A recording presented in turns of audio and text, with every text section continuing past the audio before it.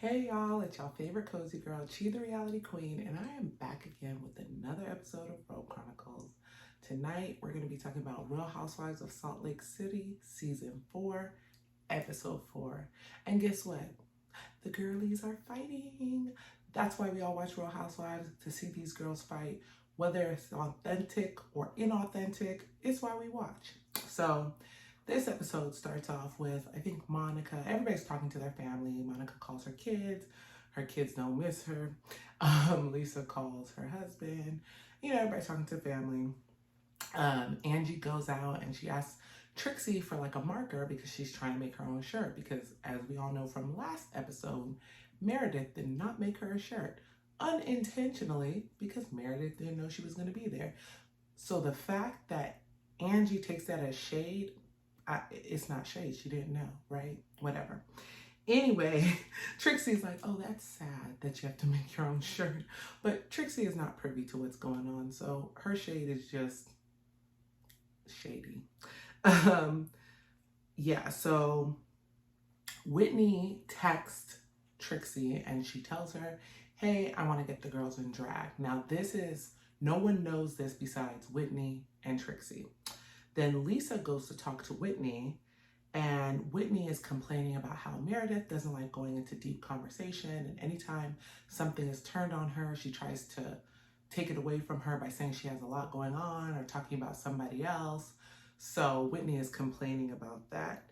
And Lisa brings up the conversation she has with Meredith about dinner, about how she wants to start talking about people. And she's like, okay, I thought we were past that because of how crappy everybody felt after they did it the last time. And honestly, Lisa has her moments where you can see that growth and you're like, wow, look at you, growth. Because you could tell that talking about Meredith and getting like mad at her and saying everything that she said really, really affected her. And she is not on that path at all anymore. Like, not saying she can't be shady to the girls, but she's not on that path of like destroying other people's family. But we only 4 episodes in, so who knows what's gonna happen in episode 5, 6, 7, right? But for now, it seems that she's holding strong, that she doesn't really want to get into talking about other people's family.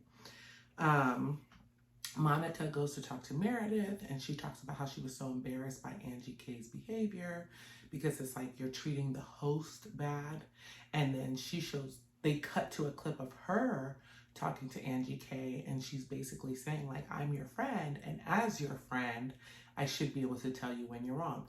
And you know what? She may not be the first housewife to do that, but I always like when a housewife can be held accountable and will hold their friends accountable, right? Like a lot of these housewives will be like, that's my friend, so I'm not gonna say they did anything wrong, even though their friend is dead wrong. Like, your friend is wrong.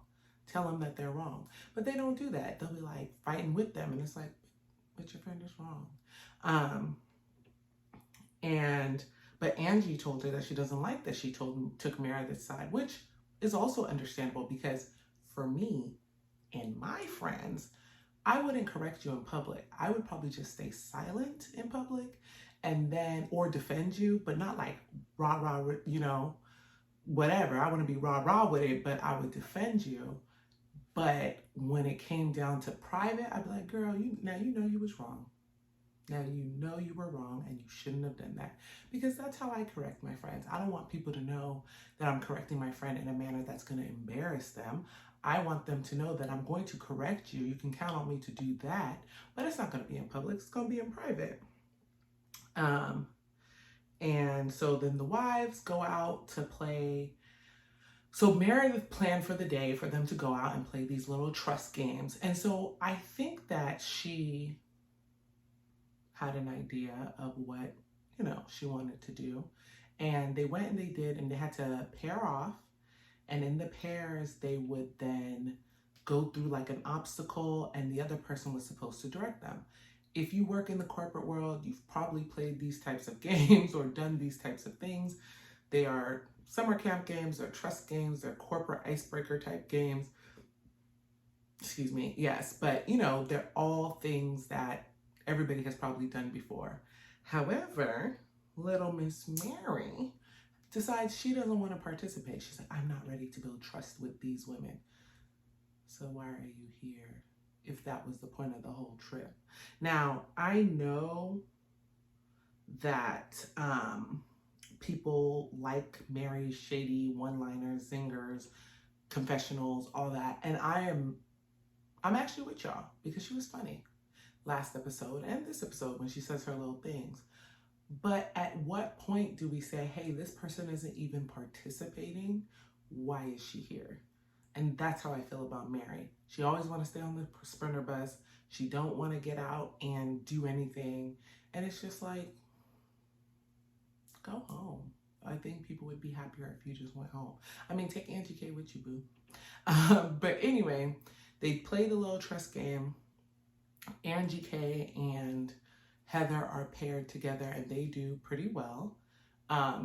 Like they're getting along. I'm not saying Heather is like cool with her, but they're getting along, which I have always thought that Heather is that girl that she just can't get out of that, like, I was not the cool girl and maybe a cool girl wanted to be friends with me and then the cool girl decided she didn't want to be friends with me and I'm still suffering that loss of like being on a high and then coming down because it's not me that's cool, it's me being adjacent to these people that makes me cool. And when those people no longer want to deal with her, because she went to college with Lisa, I believe, and they got along till they didn't, and then she went to high school with Angie K, and she's like, oh, Angie K was a popular girl, and they got along till they didn't. And it's like, Heather, I want you to heal, baby girl. Like, I need you to heal from those things.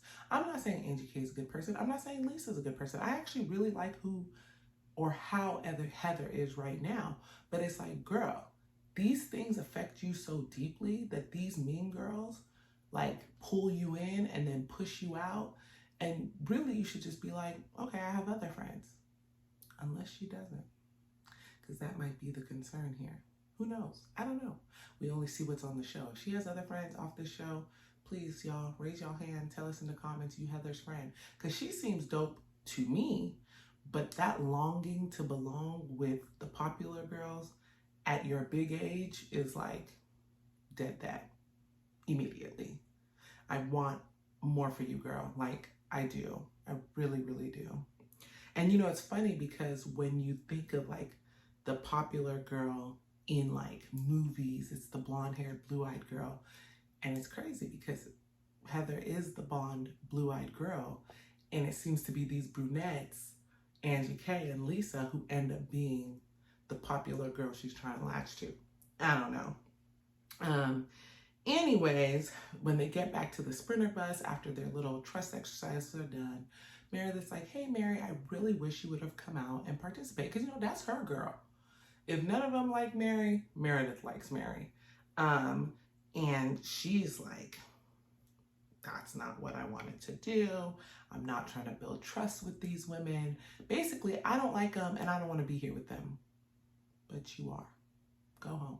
But anyways, so Lisa tries to ask a question and Mary cuts her off and goes, I'm not talking to you.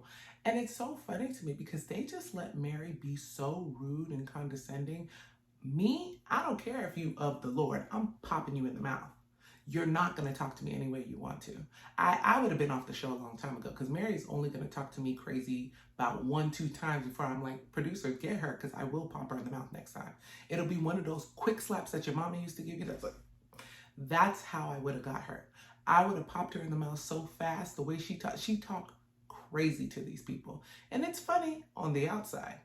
But Whitney, Lisa, Angie, the fact that you guys have not just got her one good time in the mouth. You see how fast that was? You didn't even see it coming. Y'all didn't even see it coming. You would just popped in the mouth so quickly. She should have said, I'm not top. Bam, smack, boom. Wouldn't have even finished her sentence. Promise you that.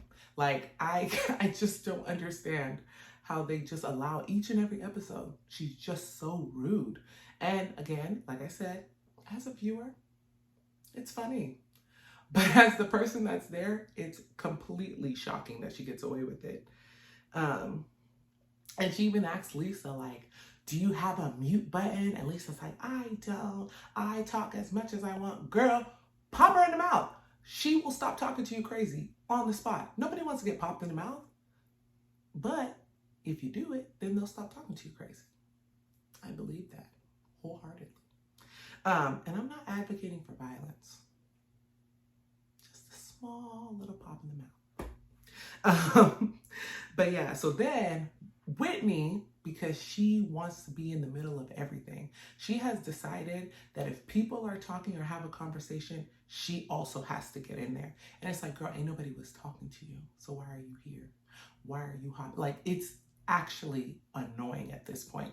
Whitney always has to be like, and I think, I don't remember anybody asking what you think. Why are you joining in here? That's how I feel when Whitney talks, because I'm like, nobody was talking to you. But she jumps in and she's like, oh, well, Mary, and Mary just cuts her off per usual, because it's like, girl, no one's talking to you. I need you to not. So then they go back, the Sprinter takes them back to the Trixie Motel, which is very cute, by the way. I think I mentioned that in my first video, but I want to mention it again, that it is actually a very cute, nice place with a nice little bar. And if somebody, like they did, rents out the entire space, you can actually have a really good, fun weekend down in Palm Springs there. And I'm actually considering it now that I've seen the space. I know this is how they get you. They did the marketing in the show without even us knowing, and now I want to stay at the Trixie Motel. And I hope it's as clean and as nice as they made it for them. I hope it's not just that they did it for them and I'm gonna get there my roaches. Like, Trixie girl, what's happening over there? Make sure it's clean when I come, please. So they get back, they go to lunch, and somebody asks Meredith, well, the lunch is at the motel, and somebody asks Meredith, like, hey, what's going on for the rest of the day? Like, what do we have planned? And here comes Whitney. Oh, I've planned. You've planned? This isn't your trip. Why have you planned anything? Not even like, hey, Mare, is it okay if we... No, I've planned something because this is boring. Okay. But anyway, so she plans, she tells them about her plan. She tells them about her plan to have everybody dress up or like do their own makeup, their own drag makeup, and dress up. And then Trixie judges the competition, which actually sounds like a good idea. So I'm not mad at the plan that Whitney came up with, but I am mad at the disrespect. She should have asked Meredith, like, hey, this is what I want to do. It's just to be nice, just to be cordial. I just realized I talk a lot with my hand. I'm gonna keep these down. Sorry, y'all. Anyway, so all of a sudden, Lisa is like, well, I flew in glam and I have my glam on retainer, and she's here to make me, you know, do my makeup and everything. And so you guys want me to do this competition and I don't want to do it. And initially she was just complaining.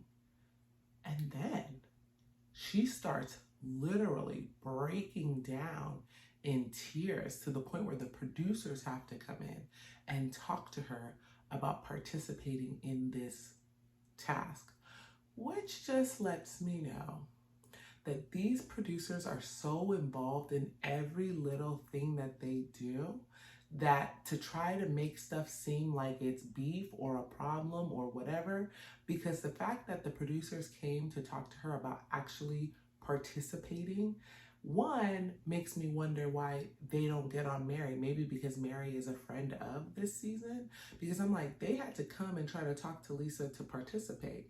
And Lisa texted Meredith to come and she's crying, wailing, shaking, throwing up. You're like, girl, it's just makeup. And I'm not saying that she couldn't, and the way it looked, she could have done what she wanted to do and then just had her makeup artist, you know, do her makeup right after. But no, baby girl is losing it. I said baby girl, I should be calling her baby gorgeous. But baby gorgeous is losing it. Like, you would think they asked her to go do something so egregious, like not just do her own makeup in drag. She's like, I have my makeup artist in Sandro Pay. I have my makeup artist in whatever other rich, expensive Monaco, whatever. And you're just like, okay. That's my response a lot when these housewives do things that I just don't understand. I'm like, okay, okay. Because it doesn't make sense to me. I'm poor, baby. You know, I don't live the life you live.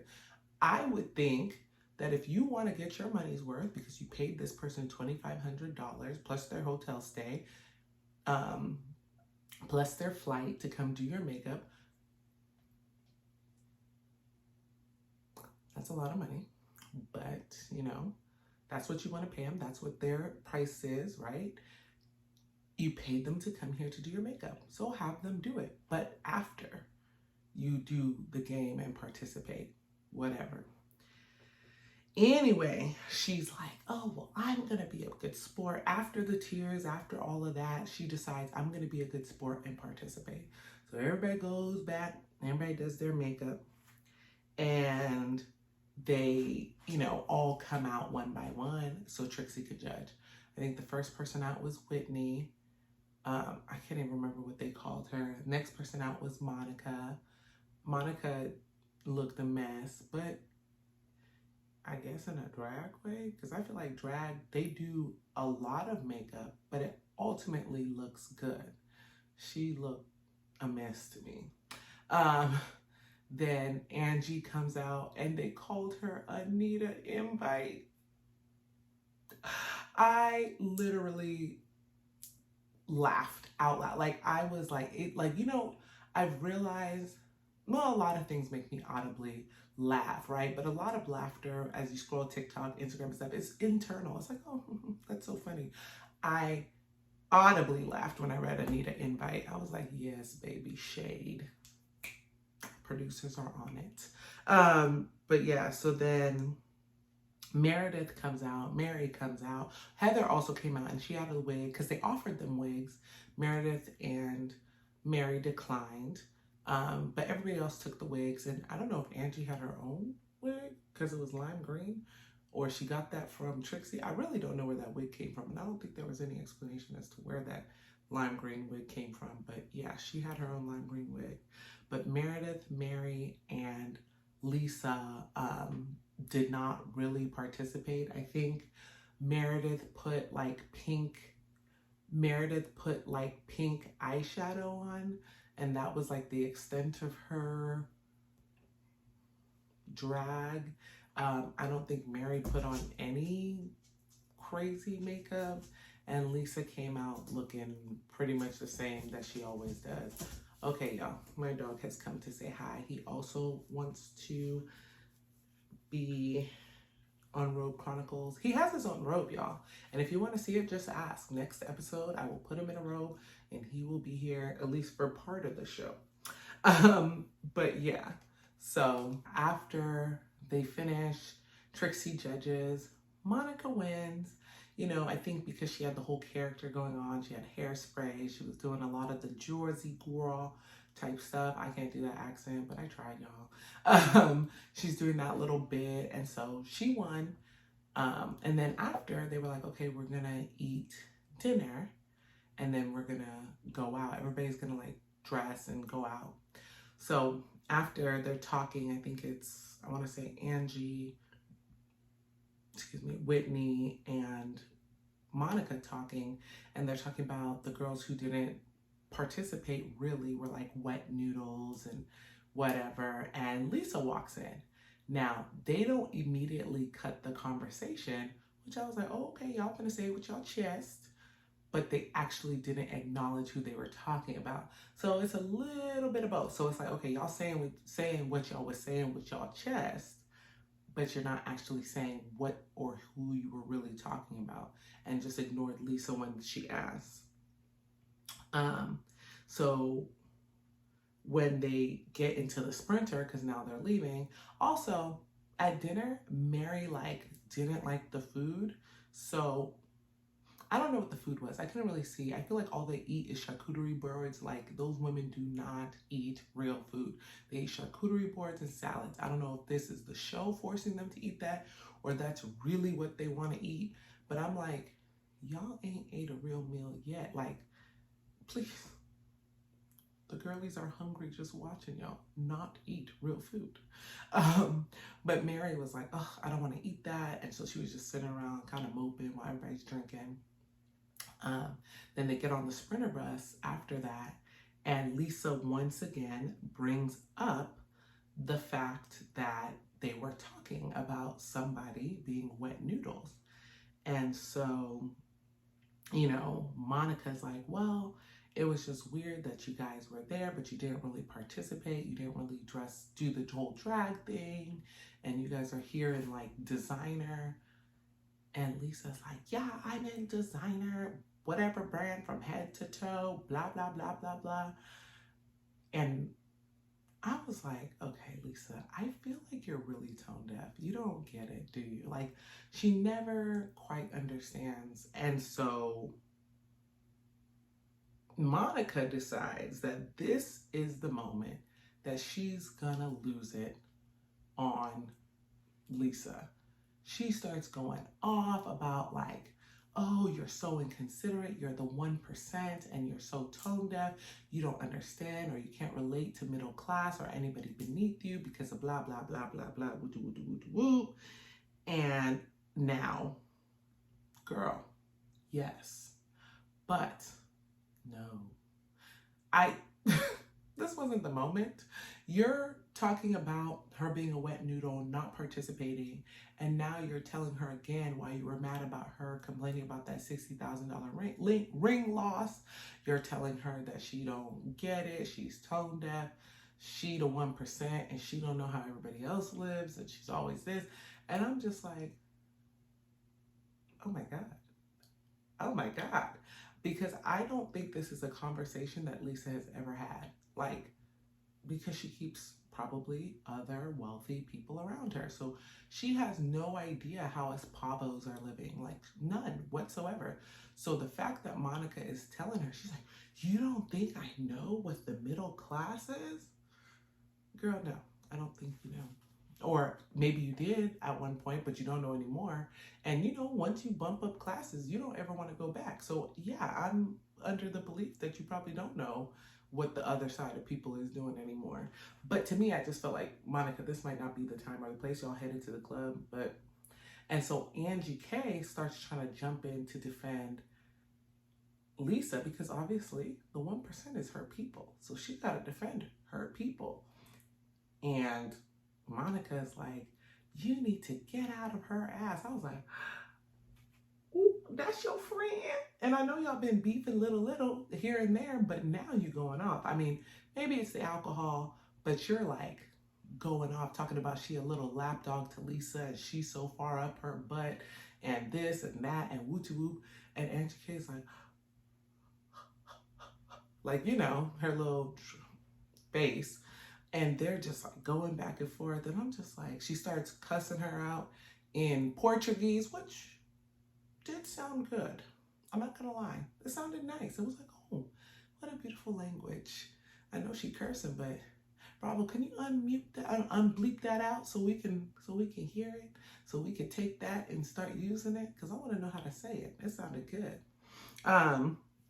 But yeah, so she's losing it on Angie, she's losing it on Lisa, and they pull up to where they're going. I'm like, how are you gonna get out the car, this van, and start partying when you just been fighting in this Sprinter van? So they get there, and Mary, of course, she's the real wet noodle, is like, oh, Meredith, go inside and give me a thumbs up if it's worth going inside. And Meredith's like, girl, just come on. And if you don't like it, then we'll come back out, then you'll come back out. And she's like, no, I don't want to do that. I don't want to do that. I'm like, I need Bravo, producers, whatever, to get this woman off my screen. I don't want to see somebody who's not participating. Like I said, I don't watch this show to see the women not participate. I watch it to see them all do the stuff that they are supposed to do. The fact that one person doesn't want to do it. Yes, she's a friend of, but she shouldn't be on the trip. That's simple. She should just be a friend of that comes to your house, eats a couple of grapes, drinks a little champagne, and gossips with you. That's a good friend of. She don't need to be on the trip because she's not adding nothing.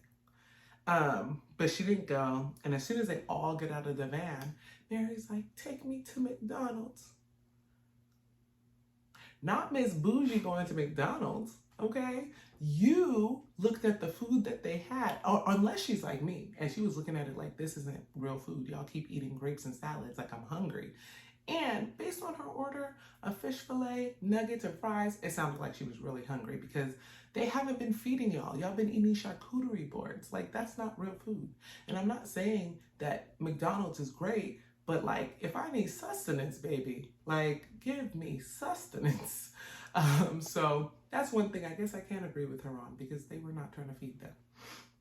But then they drink. And it's like, of course Heather is going to throw up in the car like she did last episode, because she's not eating, but she's drinking. I don't get it. Anyways, so they get inside the little club party. Mary goes to get her McDonald's, and Lisa still wants to talk to Monica to find out, like, what do you mean I'm this or that? And they're having the conversation, and obviously things have taken a turn where they've calmed down a little bit, which is good. I think sometimes I look at Lisa and I feel like Lisa doesn't really like to argue. That's how it comes off. Like, even when she's arguing or people are yelling at her, she's not really like going to argue, it seems. It seems like she's just like, what's going on? Why do you feel this way? Why would I make you mad? Why would you be mad at me because of this? And she really wants to know what's going on, which I think is good, kind of. But yeah, so they kind of, it seems like that argument, they're still talking and it's still a little heated, but it's definitely not as contentious as it was in the van. So while that's going on, you know, no one's really talking to Whitney. So what does Whitney do? Little Miss, I need attention all the time. She actually has a problem. Like, she's in therapy for communication, but she really needs to be in therapy to find out why she always needs attention. Because she goes and sits by Meredith and starts trying to rile her up. I've noticed that whenever somebody brings up an issue, you want to start talking about a 3-year-old or a headache or this or that. And don't get me wrong, Meredith do be full of excuses, but why are you bringing up somebody else's child?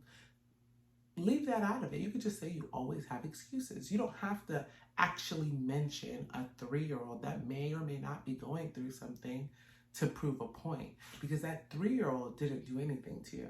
You're upset with Meredith, so bring it up and talk about Meredith. And in true Meredith fashion, you can leave. But that's not what she says. But she's just mad. She's like, you're sick.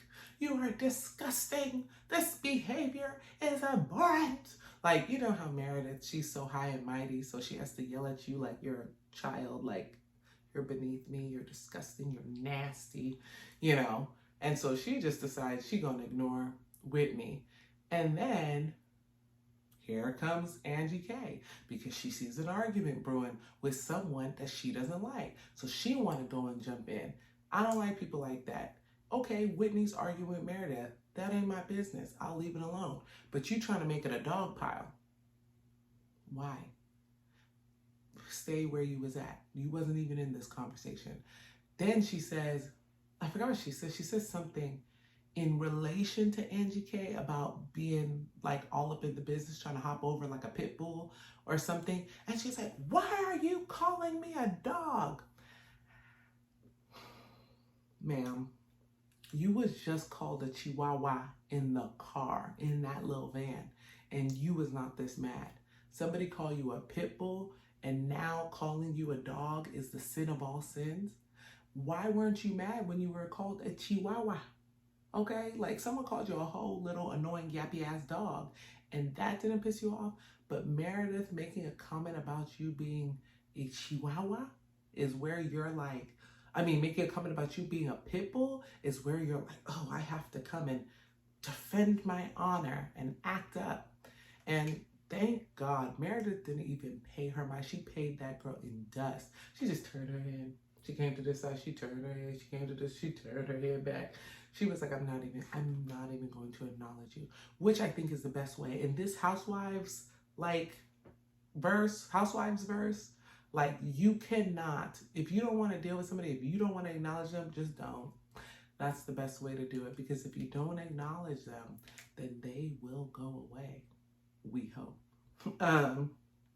And so, yeah, that to me was good. So then I think Monica comes over to, I think it was Heather and Meredith, and she makes a comment about Angie K or being up Lisa's butt. So she's like, am I wrong? Or is Angie K not up her, like, whatever? And Meredith and Heather are like, well, yeah, that's how she is. And Angie goes, what? Trying to, hear herself into some drama. Like, girl, close your fucking ears. Excuse my language, but girl, close them. She was like coming over to argue again. And she was like, oh, you are da-da-da-da-da. You're Jen Shah's assistant. And she was like, get your finger out of my face. Monica's like, get your fingers out of my face. You could tell that's a triggering thing for her. I don't know who put their fingers in that girl's face, but it's triggering, because she was cool till she started. And that's when she was like, get him out of your face. Something, Jen Shah, Jen Shah, Jen Shah. They should write Jen a check. Put something on the books, baby, because y'all mentioned Jen Shah a lot. She's like, I wasn't Jen Shah's assistant. And Monica pointed out, we were all Jen Shah's assistant. We all did little favors for her that she did not pay us for. So maybe she's right. But all I'm saying is they're going to keep mentioning Jen Shah. Go ahead and put something on the books for her, because she needs it. I love Jen Shah. Sorry, guys. I know y'all still hate her, but that's my girl and I want her back. But I'm like, this show, there is no show without Jen Shah. Just bring her back. That's why y'all talking about her every other episode. I mean, how many more times are they going to talk about her in this season? Break her off a check. I mean, something. She really the topic of conversation. She holding y'all together. That's the best way to go. But the argument is going on, fingers in the face, and I don't know. I guess it was time to go. So argument over. And so they all get into the Sprinter van and they leave, and their flights leave out the next day. And they talk about how Mary went to McDonald's, and Lisa's like, oh, I'm so jealous, because we all know Baby Gorgeous loves her fast food. But yeah, that was pretty much the end of the episode. But honestly, I enjoyed this episode's drama. I still don't enjoy Whitney trying to be like in the middle of all the drama. I think she needs a new role. And I mean, maybe I don't know what role that's going to be yet. I mean, I'm sure she can work on it, but this role of trying to just, if people aren't paying attention to me, let me go talk to somebody or say something crazy so I can argue with someone and like just hit on their pressure points so I could be relevant in this moment. It's getting old. We're 4 seasons in. It's like, girl, nobody wants to see you do that anymore. I mean, maybe somebody does. If you want to see it, put that in the comments. Let me know. But yeah, I mean, like I said, this episode was good. I love to see them fighting. I want more fights, but authentic fights, right? I want them to be fighting because something really happened or bothered them. Not, I'm just gonna go trigger Meredith because I know that's what this will do, right?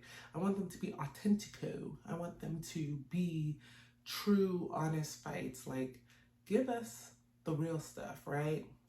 But again, it's reality TV. How real does it get? Now we know the producers pretty much tell them what they're gonna do and then force the cast to do it, right? That's what we learned this episode. But either way, I'm on board for the rest of this season. So join me back here next time after episode 5.